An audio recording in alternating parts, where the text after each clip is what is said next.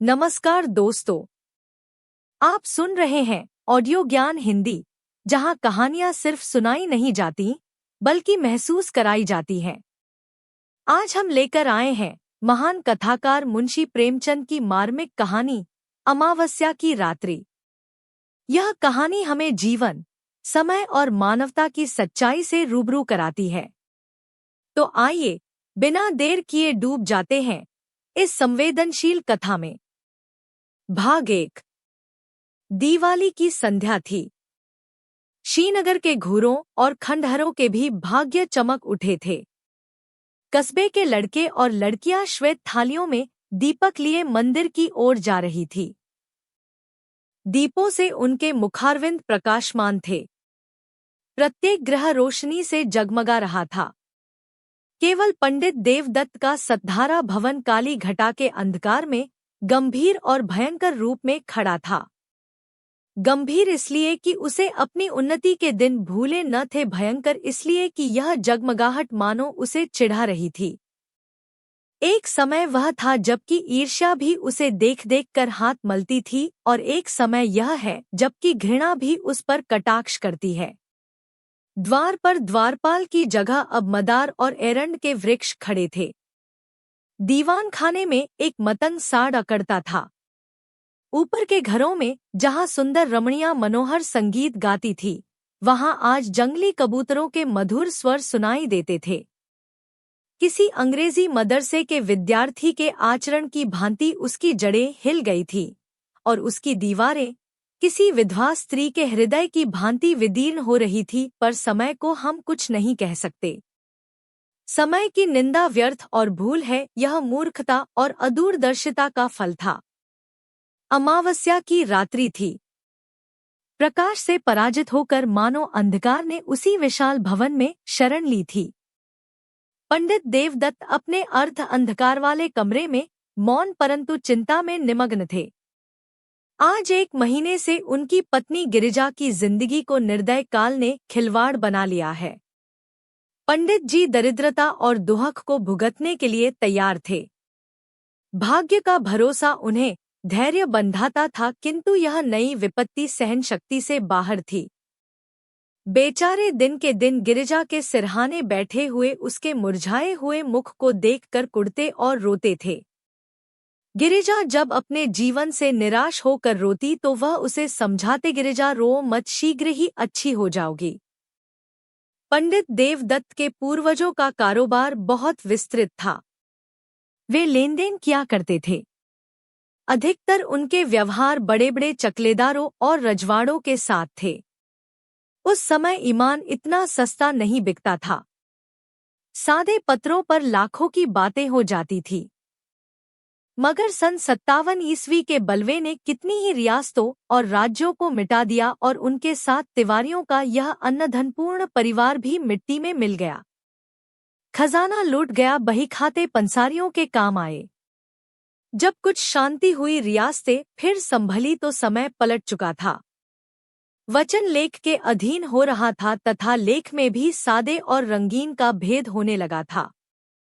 जब देवदत्त ने होश संभाला तब उनके पास इस खंडहर के अतिरिक्त और कोई संपत्ति न थी। अब निर्वाह के लिए कोई उपाय न था। कृषि में परिश्रम और कष्ट था। वाणिज्य के लिए धन और बुद्धि की आवश्यकता थी। विद्या भी ऐसी नहीं थी कि कहीं नौकरी करते परिवार की प्रतिष्ठा दान लेने में बाधक थी। अस्तु साल में 2-3 बार अपने पुराने व्यवहारियों के घर बिना बुलाए पाहुनों की भांति जाते और कुछ विदाई तथा मार्गव्यय पाते उसी पर गुजारा करते। पैतृक प्रतिष्ठा का चिन्ह यदि कुछ शेष था तो वह पुरानी चिट्ठी पत्रियों का ढेर तथा हुंडियों का पुलिंदा, जिनकी स्याही भी उनके मंद भाग्य की भांति फीकी पड़ गई थी। पंडित देवदत्त उन्हें प्राणों से भी अधिक प्रिय समझते। द्वितीया के दिन जब घर घर लक्ष्मी की पूजा होती है, पंडित जी ठाट बाट से इन पुलिंदों की पूजा करते। लक्ष्मी न सही, लक्ष्मी का स्मारक चिन्ह ही सही। दूज का दिन पंडित जी के प्रतिष्ठा के श्रद्धा का दिन था। इसे चाहे विडंबना कहो चाहे मूर्खता, परंतु श्रीमान पंडित महाशय को उन पत्रों पर बड़ा अभिमान था।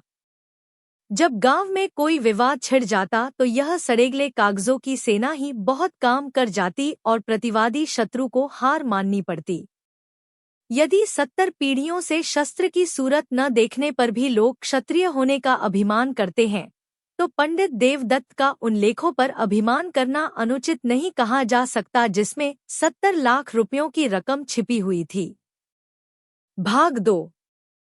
वही अमावस्या की रात्रि थी, किंतु दीपमालिका अपनी अल्प जीवनी समाप्त कर चुकी थी।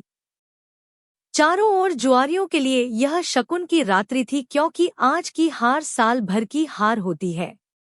लक्ष्मी के आगमन की धूम थी। कौड़ियों पर अशर्फियां लूट रही थी। भट्ठियों में शराब के बदले पानी बिक रहा था। पंडित देवदत्त के अतिरिक्त कस्बे में कोई ऐसा मनुष्य नहीं था जो कि दूसरों की कमाई समेटने की धुन में न हो। आज भोर से ही गिरिजा की अवस्था शोचनीय थी। विषम ज्वर उसे एक एक क्षण में मूर्छित कर रहा था। एकाएक उसने चौंक कर आंखें खोलीं और अत्यंत क्षीण स्वर में कहा, आज तो दिवाली है। देवदत्त ऐसा निराश हो रहा था कि गिरिजा को चैतन्य देखकर भी उसे आनंद नहीं हुआ। बोला, हाँ आज दिवाली है। गिरिजा ने आंसुभरी दृष्टि से इधर-उधर देखकर कहा, हमारे घर में क्या दीपक न जलेंगे। देवदत्त फूट फूट कर रोने लगा। गिरिजा ने फिर उसी स्वर में कहा, देखो आज बरस भर के दिन भी घर अंधेरा रह गया। मुझे उठा दो, मैं भी अपने घर दिए जलाऊंगी। ये बातें देवदत्त के हृदय में चुभी जाती थी। मनुष्य की अंतिम घड़ी लालसाओं और भावनाओं में व्यतीत होती है। इस नगर में लाला शंकरदास अच्छे प्रसिद्ध वैद्य थे। अपने प्राण संजीवन औषधालय में दवाओं के स्थान पर छापने का प्रेस रखे हुए थे। दवाइयाँ कम बनती थी, इश्तहार अधिक प्रकाशित होते थे। वे कहा करते थे कि बीमारी केवल रईसों का ढकोसला है और पॉलिटिकल इकोनॉमी के, राजनीतिक अर्थशास्त्र के अनुसार इस विलास पदार्थ से जितना अधिक संभव हो टैक्स लेना चाहिए। यदि कोई निर्धन है तो हो, यदि कोई मरता है तो मरे। उसे क्या अधिकार है कि बीमार पड़े और मुफ्त में दवा कराए। भारतवर्ष की यह दशा अधिकतर मुफ्त दवा कराने से हुई है। इसने मनुष्यों को असावधान और बलहीन बना दिया है। देवदत्त महीने भर नित्य उनके निकट दवा लेने आता था, परंतु वैद्य जी कभी उसकी ओर इतना ध्यान नहीं देते थे कि वह अपनी शोचनीय दशा प्रकट कर सके। वैद्य जी के हृदय के कोमल भाग तक पहुंचने के लिए देवदत्त ने बहुत कुछ हाथ पैर चलाए। वह आंखों में आंसू भरे आता, किंतु वैद्य जी का हृदय ठोस था, उसमें कोमल भाव था ही नहीं। वही अमावस्या की डरावनी रात थी। गगनमंडल में तारे आधी रात के बीतने पर और भी अधिक प्रकाशित हो रहे थे, मानो श्रीनगर की बुझी हुई दिवाली पर कटाक्षयुक्त आनंद के साथ मुस्करा रहे थे। देवदत्त बेचैनी की दशा में गिरिजा के सिरहाने से उठे और वैद्य जी के मकान की ओर चले। वे जानते थे कि लाला जी बिना फीस लिए कदापि नहीं आएंगे, किंतु हताश होने पर भी आशा पीछा नहीं छोड़ती। देवदत्त कदम आगे बढ़ाते चले जाते थे। भाग 3। हकीम जी उस समय अपने रामबाण बिदु का विज्ञापन लिखने में व्यस्त थे। उस विज्ञापन की भावप्रद भाषा तथा आकर्षण शक्ति देखकर कह नहीं सकते कि वे वैद्य शिरोमणि थे या सुलेखक विद्यावारिधि। पाठक आप उनके उर्दू विज्ञापन का साक्षात दर्शन कर लें। नाजरीन, आप जानते हैं कि मैं कौन हूँ। आपका जर्द चेहरा, आपका तने लागिर, आपका जरासी मेहनत में बेदम हो जाना, आपका लज्जात दुनिया में महरूम रहना, आपका खाना तरीकी, यह सब इस सवाल का नफी में जवाब देते हैं। सुनिए, मैं कौन हूँ। मैं वह शख्स हूँ जिसने इमराज इंसानी को पर्दे दुनिया से गायब कर देने का बीड़ा उठाया है, जिसने इश्तिहारबाज जा फरोश गंदमनुमा बने हुए हकीमों को बेखबर व बुन से खोद कर दुनिया को पाक कर देने का अज़्म विल जज्म कर लिया है। मैं वह हैरतअंगेज इंसान जयफुल बयान हूँ जो नाशाद को दिलशाद, नामुराद को बामुराद, भगोड़े को दिलेर, गीदड़ को शेर बनाता है। और यह किसी जादू से नहीं, मंत्र से नहीं, वह मेरी ईजाद करदा अमृत बिंदु के अदना करिश्मे हैं। अमृत बिंदु क्या है, इसे कुछ मैं ही जानता हूँ। महर्षि अगस्त ने धन्वंतरी के कानों में इसका नुस्खा बतलाया था। जिस वक्त आप वीपी पार्सल खोलेंगे, आप पर उसकी हकीकत रोशन हो जाएगी। यह आबहयात है। यह मर्दानगी का जौहर, फरजानगी का अक्सीर, अक्ल का मुरब्बा और ज़हन का सकील है। अगर वर्षों की मुशायराबाजी ने भी आपको शायर नहीं बनाया, अगर शबे रोज़ के रटंत पर भी आप इम्तहान में कामयाब नहीं हो सके, अगर दल्लालों की खुशामद और मुवक्किलों की नाजबरदारी के बावजूद भी आप आहते अदालत में भूखे कुत्ते की तरह चक्कर लगाते फिरते हैं, अगर आप गला फाड़ फाड़ चीखने, मेज पर हाथ पैर पटकने पर भी अपनी तकरीर से कोई असर पैदा नहीं कर सकते, तो आप अमृत बिंदु का इस्तेमाल कीजिए। इसका सबसे बड़ा फायदा जो पहले ही दिन मालूम हो जाएगा यह है कि आपकी आंखें खुल जाएंगी और आप फिर कभी इश्तहारबाज हकीमों के दाम फरेब में न फंसेंगे। वैद्य जी इस विज्ञापन को समाप्त कर उच्च स्वर से पढ़ रहे थे। उनके नेत्रों में उचित अभिमान और आशा झलक रही थी कि इतने में देवदत्त ने बाहर से आवाज दी। वैद्य जी बहुत खुश हुए। रात के समय उनकी फीस दुगुनी थी। लालटेन लिए बाहर निकले तो देवदत्त रोता हुआ उनके पैरों से लिपट गया और बोला, वैद्य जी इस समय मुझ पर दया कीजिए। गिरिजा अब कोई सायद की पाहुनी है, अब आप ही उसे बचा सकते हैं। यूं तो मेरे भाग्य में जो लिखा है वही होगा, किंतु इस समय तनिक चलकर आप देख ले तो मेरे दिल का दाह मिट जाएगा। मुझे धैर्य हो जाएगा कि उसके लिए मुझसे जो कुछ हो सकता था मैंने किया। परमात्मा जानता है कि मैं इस योग्य नहीं हूँ कि आपकी कुछ सेवा कर सकूं, किंतु जब तक जीऊंगा आपका यश गाऊंगा और आपके इशारों का गुलाम बना रहूंगा। हकीम जी को पहले कुछ तरस आया, किंतु वह जुगनू की चमक थी जो शीघ्र स्वार्थ के विशाल अंधकार में विलीन हो गई। भाग 4। वही अमावस्या की रात्रि थी। वृक्षों पर सन्नाटा छा गया था। जीतने वाले अपने बच्चों को नींद से जगाकर इनाम देते थे। हारने वाले अपनी रुष्ट और क्रोधित स्त्रियों से क्षमा के लिए प्रार्थना कर रहे थे। इतने में घंटी के लगातार शब्द वायु और अंधकार को चीरते हुए कान में आने लगे। उनकी सुहावनी ध्वनि इस निस्तब्ध अवस्था में अत्यंत भली प्रतीत होती थी। यह शब्द समीप हो गए और अंत में पंडित देवदत्त के समीप आकर उस खंडहर में डूब गए। पंडित जी उस समय निराशा के अथाह समुद्र में गोते खा रहे थे। शोक में इस योग्य भी नहीं थे कि प्राणों से भी अधिक प्यारी गिरिजा का दवादर्पण कर सकें। क्या करें, इस निष्ठुर वैद्य को यहाँ कैसे लाएं? जालिम, मैं सारी उम्र तेरी गुलामी करता, तेरे इश्तिहार छापता, तेरी दवाइयाँ कूटता। आज पंडित जी को यह ज्ञात हुआ है कि 70 लाख की चिट्ठी पत्रियां इतनी कौड़ियों के मोल भी नहीं। पैतृक प्रतिष्ठा का अहंकार अब आंखों से दूर हो गया।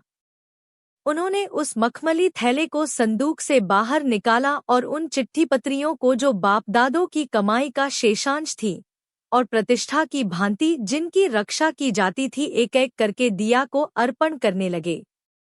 जिस तरह सुख और आनंद से पालित शरीर चिता की भेंट हो जाती है, उसी प्रकार वह कागजी पुतलियां भी उस प्रज्वलित दिया के धधकते हुए मुंह का ग्रास बनती थी। इतने में किसी ने बाहर से पंडित जी को पुकारा। उन्होंने चौंक कर सिर उठाया। वे नींद से अंधेरे में टटोलते हुए दरवाजे तक आए। देखा कि कई आदमी हाथ में मशाल लिए हुए खड़े हैं और एक हाथी अपने सूंड से उन एरंड के वृक्षों को उखाड़ रहा है जो द्वार पर द्वारपालों की भांति खड़े थे। हाथी पर एक सुंदर युवक बैठा है जिसके सिर पर केसरिया रंग की रेशमी पाग है। माथे पर अर्धचंद्राकार चंदन भाले की तरह तनी हुई नोकदार मूंछें, मुखारविंद से प्रभाव और प्रकाश टपकता हुआ कोई सरदार मालूम पड़ता था। उसका कलीदार अंगरखा और चुनावदार पैजामा, कमर में लटकती हुई तलवार और गर्दन में सुनहरे कंठे और जंजीर उसके सजीले शरीर पर अत्यंत शोभा पा रहे थे। पंडित जी को देखते ही उसने रकाब पर पैर रखा और नीचे उतरकर उनकी वंदना की। उसके इस विनीत भाव से कुछ लज्जित होकर पंडित जी बोले, आपका आगमन कहाँ से हुआ? नवयुवक ने बड़े नम्र शब्दों में जवाब दिया। उसके चेहरे से भलमनसाहट बरसती थी। मैं आपका पुराना सेवक हूँ। दास का घर राजनगर है। मैं वहां का जागीरदार हूँ। मेरे पूर्वजों पर आपके पूर्वजों ने बड़े अनुग्रह किए हैं। मेरी इस समय जो कुछ प्रतिष्ठा तथा संपदा है, सब आपके पूर्वजों की कृपा और दया का परिणाम है। मैंने अपने अनेक स्वजनों से आपका नाम सुना था और मुझे बहुत दिनों से आपके दर्शनों की आकांक्षा थी। आज वह सुअवसर भी मिल गया। अब मेरा जन्म सफल हुआ। पंडित देवदत्त की आंखों में आंसू भर आए। पैतृक प्रतिष्ठा का अभिमान उनके हृदय का कोमल भाग था। वह दीनता जो उनके मुख पर छाई हुई थी थोड़ी देर के लिए विदा हो गई। वे गंभीर भाव धारण करके बोले, आपका अनुग्रह है जो ऐसा कहते हैं। नहीं तो मुझ जैसे कपूत में तो इतनी भी योग्यता नहीं है जो अपने को उन लोगों की संतति कह सकूं। इतने में नौकरों ने आंगन में फर्श बिछा दिया। दोनों आदमी उस पर बैठे और बातें होने लगी। वे बातें जिनका प्रत्येक शब्द पंडित जी के मुख को इस तरह प्रफुल्लित कर रहा था जिस तरह प्रातःकाल की वायु फूलों को खिला देती है। पंडित जी के पितामह ने नवयुवक ठाकुर के पितामह को 25,000 रुपए कर्ज दिए थे। ठाकुर अब गया में जाकर अपने पूर्वजों का श्राद्ध करना चाहता था, इसलिए जरूरी था कि उसके जिम्मे जो कुछ ऋण हो उसकी एक एक कौड़ी चुका दी जाए। ठाकुर को पुराने बहीखाते में यह ऋण दिखाई दिया। 25 के अब 75,000 हो चुके। वही ऋण चुका देने के लिए ठाकुर आया था। धर्म ही वह शक्ति है जो अंतःकरण में ओजस्वी विचारों को पैदा करती है। हाँ, इस विचार को कार्य में लाने के लिए पवित्र और बलवान आत्मा की आवश्यकता है। नहीं तो वे ही विचार क्रूर और पापमय हो जाते हैं। अंत में ठाकुर ने कहा, आपके पास तो वे चिट्ठियां होंगी। देवदत्त का दिल बैठ गया। वे संभल कर बोले, संभवतः हूं, कुछ कह नहीं सकते।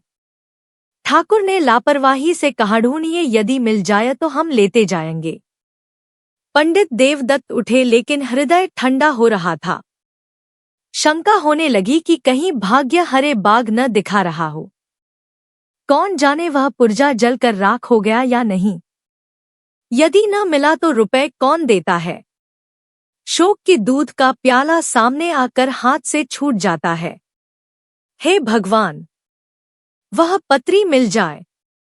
हमने अनेक कष्ट पाए हैं, अब हम पर दया करो। इस प्रकार आशा और निराशा की दशा में देवदत्त भीतर गए और दिया के टिमटिमाते हुए प्रकाश में बचे हुए पत्रों को उलट-पुलट कर देखने लगे। वे उछल पड़े और उमंग में भरे हुए पागलों की भांति आनंद की अवस्था में 2-3 बार कूदे। तब दौड़कर गिरिजा को गले से लगा लिया और बोले, प्यारी, यदि ईश्वर ने चाहा तो तू अब बच जाएगी। उन्मत्तता में उन्हें एकदम यह नहीं जान पड़ा कि गिरिजा अब नहीं है, केवल उसकी लोथ है। देवदत्त ने पत्री को उठा लिया और द्वार तक वे इसी तेजी से आए मानो पावों में पर लग गए। परंतु यहाँ उन्होंने अपने को रोका और हृदय में आनंद की उमड़ती हुई तरंग को रोक कर कहा, लीजिए, वह पत्री मिल गई। संयोग की बात है, नहीं तो 70 लाख के कागज दीमकों के आहार बन गए। आकस्मिक सफलता में कभी कभी संदेह बाधा डालता है। जब ठाकुर ने उस पत्री को लेने को हाथ बढ़ाया तो देवदत्त को संदेह हुआ कि कहीं वह उसे फाड़ कर फेंक न दे। यद्यपि यह संदेह निरर्थक था, किंतु मनुष्य कमजोरियों का पुतला है। ठाकुर ने उनके मन के भाव को ताड़ लिया। उसने बेपरवाही से पत्री को लिया और मशाल के प्रकाश में देखकर कहा, अब मुझे विश्वास हुआ। यह लीजिए, आपका रुपया आपके समक्ष है। आशीर्वाद दीजिए कि मेरे पूर्वजों की मुक्ति हो जाए। यह कहकर उसने अपनी कमर से एक थैला निकाला और उसमें से 1-1 हजार के 75 नोट निकालकर देवदत्त को दे दिए। पंडित जी का हृदय बड़े वेग से धड़क रहा था। नाड़ी तीव्र गति से कूद रही थी। उन्होंने चारों ओर चौकन्नी दृष्टि से देखा कि कहीं कोई दूसरा तो नहीं खड़ा है, और तब कांपते हुए हाथों से नोटों को ले लिया। अपनी उच्चता प्रकट करने की व्यर्थ चेष्टा में उन्होंने नोटों की गणना भी नहीं की। केवल उड़ती हुई दृष्टि से देखकर उन्हें समेटा और जेब में डाल लिया। वही अमावस्या की रात्रि थी। स्वर्गीय दीपक भी धुंधले हो चुके थे। उनकी यात्रा सूर्य नारायण के आने की सूचना दे रही थी। उद्याचल फिरोजी बाना पहन चुका था। अस्ताचल में भी हल्के श्वेत रंग की आभा दिखाई दे रही थी। पंडित देवदत्त ठाकुर को विदा करके घर चले। उस समय उनका हृदय उदारता के निर्मल प्रकाश से प्रकाशित हो रहा था। कोई प्रार्थी उस समय उनके घर से निराश नहीं जा सकता था। सत्यनारायण की कथा धूमधाम से सुनने का निश्चय हो चुका था। गिरिजा के लिए कपड़े और गहने के विचार ठीक हो गए। अंतःपुर में ही उन्होंने शालिग्राम के सम्मुख मनसावाचा कर्मणा सिर झुकाया और तब शेष चिट्ठी पत्रियों को समेटकर उसी मखमली थैले में रख दिया। किंतु अब उनका यह विचार नहीं था कि संभवतः उन मुर्दों में भी कोई जीवित हो उठे। वरन जीविका से निश्चिंत हो अब वे पैतृक प्रतिष्ठा पर अभिमान कर सकते थे। उस समय वे धैर्य और उत्साह के नशे में मस्त थे। बस अब मुझे जिंदगी में अधिक संपदा की जरूरत नहीं। ईश्वर ने मुझे इतना दे दिया है। इसमें मेरी और गिरिजा की जिंदगी आनंद से कट जाएगी। उन्हें क्या खबर थी कि गिरिजा की जिंदगी पहले कट चुकी है। उनके दिल में यह विचार गुदगुदा रहा था कि जिस समय गिरिजा इस आनंद समाचार को सुनेगी उस समय अवश्य उठ बैठेगी। चिंता और कष्ट ने ही उसकी ऐसी दुर्गति बना दी है। जिसे भरपेट कभी रोटी नसीब न हुई, जो कभी नैराश्यमय धैर्य और निर्धनता के हृदय विदारक बंधन से मुक्त न हुई, उसकी दशा इसके सिवा और हो ही क्या सकती है। यह सोचते हुए वे गिरिजा के पास गए और आहिस्ता से हिलाकर बोले, गिरिजा आंखें खोलो। देखो, ईश्वर ने तुम्हारी विनती सुन ली और हमारे ऊपर दया की। कैसी तबीयत है।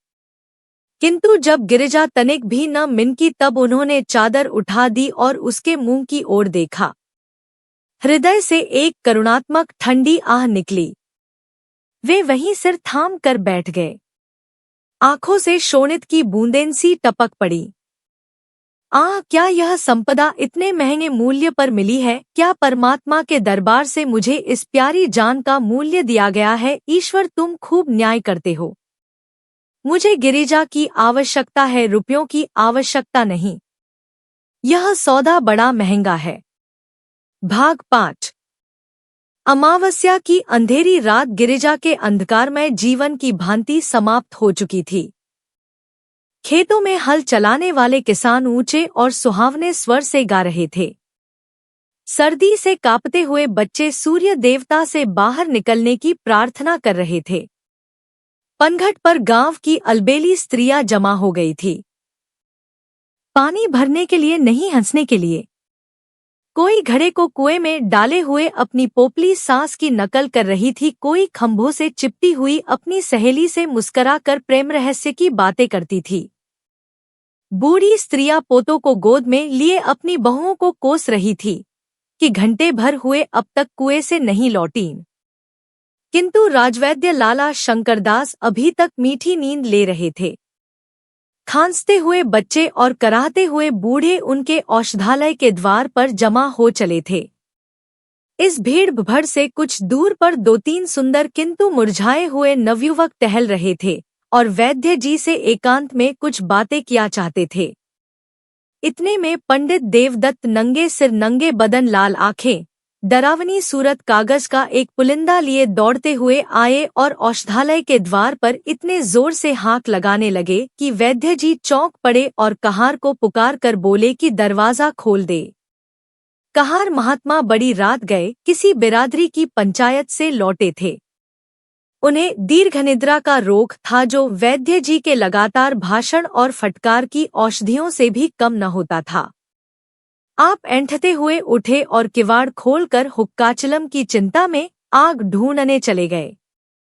हकीम जी उठने की चेष्टा कर रहे थे कि सहसा देवदत्त उनके सम्मुख जाकर खड़े हो गए और नोटों का पुलिंदा उनके आगे पटक कर बोले, वैद्य जी, ये 75,000 के नोट हैं।